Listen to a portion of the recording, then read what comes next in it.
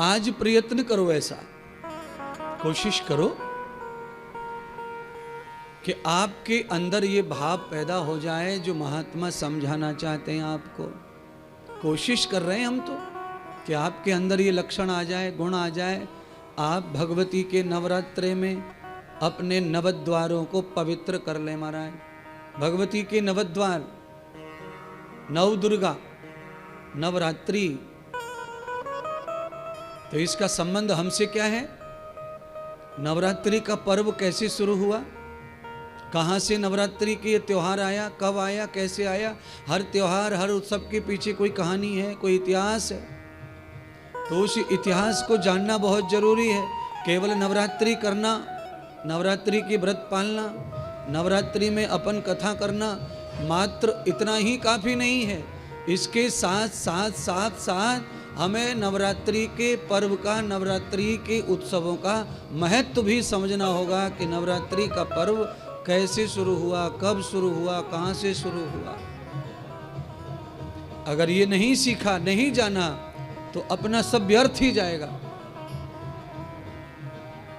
आवश्यकता है कि आप ये समझें, सीखें, आपको ये बोध हो कि नवरात्रि का व्रत कहाँ से शुरू हुआ, कैसे शुरू हुआ, कब शुरू हुआ, इसका महत्व क्या है, इसका दर्शन दिव्य क्या है, यह अपने को पता चलना चाहिए।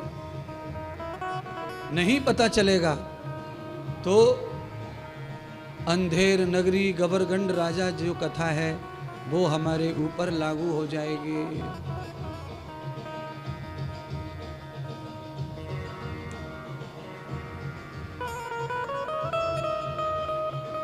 आज आपने संत रहीम जी को समझा,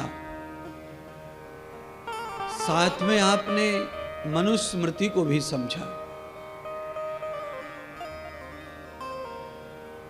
रहीम जी ने कहा कि स्वाभिमान, सम्मान ये तो सब चाहिए, अपने को होना चाहिए, पर अभिमान नहीं होना चाहिए। अगर अभिमान है तो फिर हमारा सब दुर्गति है, फिर हमारी कोई सदगति नहीं है। 88,000 ऋषि भगवान श्री सूत जी के पास में कथा निरंतर श्रवण कर रहे हैं। त्रपूर्वं भागवतं दृश्यं यथं श्रवतो भद्रया अनन्य शक्तिरत्वयाम भावेन अहम व्रतेस्मि सर्वदा। हे भगवान सूत जी, आपके चरणों में बैठ के हमने अनन्य भागवत, अनन्य पुराणों का वर्णन श्रवण किया है।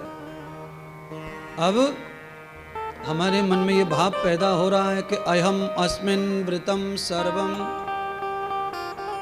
अब हम ये जानना चाहते हैं कि ये नवरात्रि जो है, इनका व्रत हम सभी करना चाहते हैं। तो इन नवरात्रियों का महत्व क्या है और इन नवरात्रियों का जीवन में कैसे प्रारंभ हुआ और कब से ये नवरात्रियां मनाई जा रही हैं। तो भगवान श्री सूत जी ने देवी भागवत के बारे में, प्रारंभिक ये कथा नहीं है, वो भी मैं सुनाऊंगा, पर आपको जल्दी समझ में आवे। नवरात्रि का पर्व आज पहला दिन है, इसीलिए महत्तम बताया जा रहा है कि नवरात्रि का पर्व क्यों शुरू हुआ। तो मैं आपको सरल भाषा में कहूं, 10 मिनट में विस्तार से भी कथा सुनाएंगे 2 दिन में। पर नवरात्रि का प्रारंभ हुआ महिषासुर नाम के दैत्य के साथ। महिषासुर को मारने के लिए भगवती दुर्गा भवानी ने, अर्थात पार्वती जी ने 9 दिन महिषासुर से युद्ध किया। और 9 दिन महिषासुर से युद्ध करते करते माता रानी ने 9 रूप धारण किए और 9 दिन में महिषासुर के जीवन को समाप्त करके 10वें दिन देवताओं का उत्सव हुआ और दुष्टों की, असुरों की हार हुई, देवताओं की जीत हुई।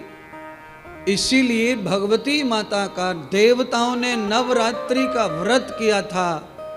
जब तक भगवती ने महिषासुर को समाप्त नहीं कर दिया, तब तक देवताओं ने भी अन्न जल ग्रहण नहीं किया था। तब से ही नवरात्रि का व्रत पूर्ण उत्सव के रूप में मनाया जाता है। ये नवरात्रि के पर्व का फल है, नवरात्रि का ये महत्व है।